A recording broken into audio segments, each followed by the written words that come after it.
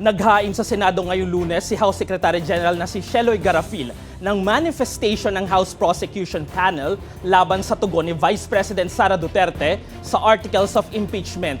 Pero nagkaroon ng kalituhan sa pagtuturo kung saan dapat ipare-receive ang dokumento. Ayon kay Garafil, pinapunta siya sa office ni Secretary Renato Bantog Jr. ng Gatchalian Block. Samantala, nasa sa ilalim ng kampo ni Senator Alan Peter Cayetano ang Senate Secretary na si Jose Luis Montales. Sa 5 pahinang manifestation ng House Prosecutors, inihayag dito na hindi na kailangang sumagot pa sa naging kasagutan ni VP Sara sa Articles of Impeachment dahil hindi anyan ito naglalaman ng bagong mahalagang factual issues na nangangailangan ng responsive pleading. Samantala, nakatakdang simulan ang formal trial ni VP Sara Duterte sa July 6. I was told to go to 213. 213. 213. Kayo na po yun, kay Sec Gen. Kay Sec Bantuto. We received it.